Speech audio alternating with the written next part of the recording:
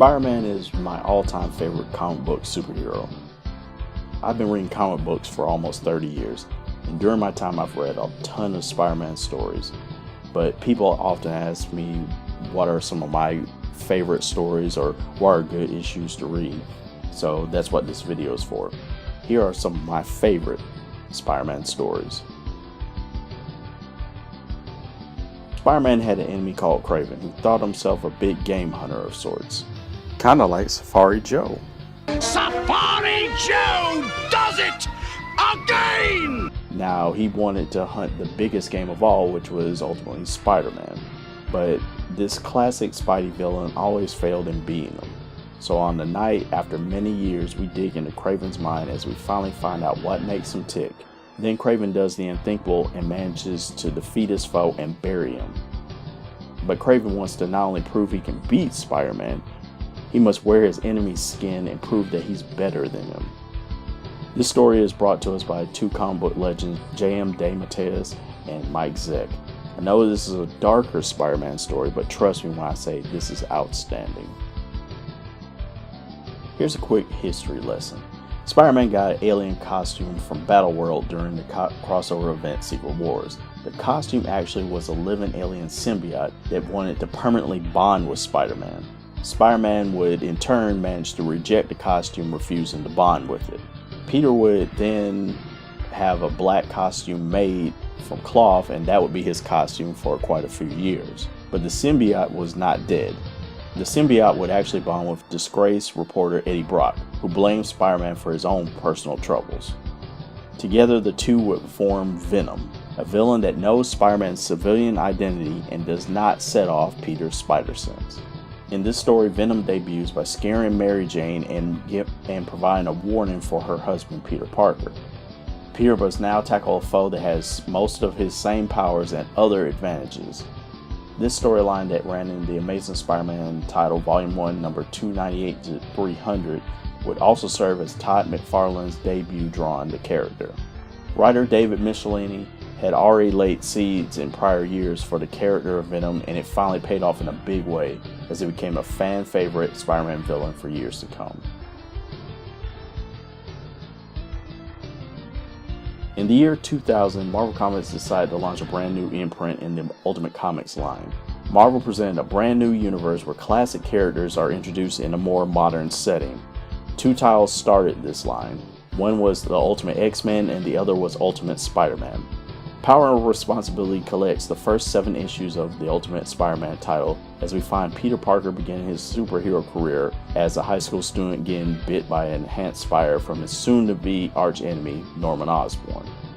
The story was lighthearted and could be very tense at times as well. This is a very familiar story, but it provided a lot of emotion. Mark Bagley returned to drawing the character that helped him become famous, and new to Marvel writer Brian Michael Bendis started off on the right foot as he crafted a brilliant story, allowing us to get to know Peter Parker, the character, in his brand new world. You won't even notice that the character of Spider-Man is not really introduced as that character until over halfway into the story. These first 7 issues started a record-setting run for Bendis and Bagley that would garner them much praise and needed sales for Marvel Comics. This story by Mark Millar and artist Terry Dodson saw Spider-Man having to deal with a personal crisis as the unthinkable happens when his beloved Aunt May disappears and he has to figure out which one of his enemies has taken her. Now Spider-Man must do some detective work, face off against the Avengers, and finally face all of his enemies in one of his biggest fights that he's ever had. Before you read this story, I recommend reading issues number 698 to 700 of the Amazing Spider-Man title. Trust me, it's worth it. But to give you a brief synopsis of those issues, Dr. Octopus is dying and he had one wish to speak to Spider-Man. And when Spidey unmasks, revealing his identity, the two swap minds, leaving Peter trapped in his arch-enemy's dying body. Doc Ock now vows to move on from villainy and prove that he can be the superior Spider-Man.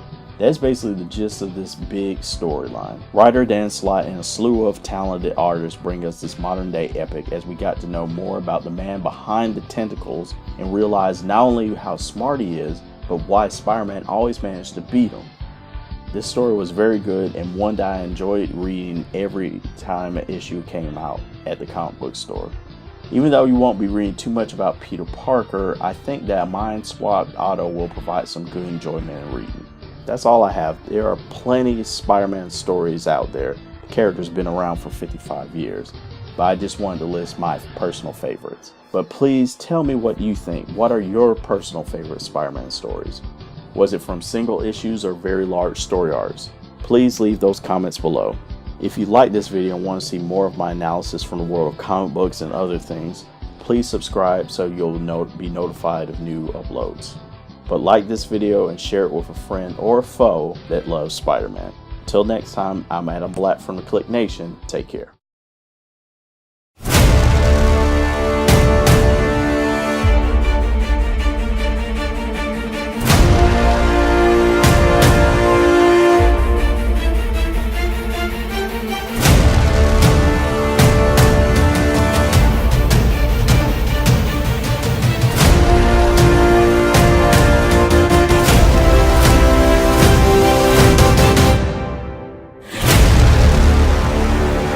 Welcome to another exciting episode of the Click Nation's Comic Book Chronicles.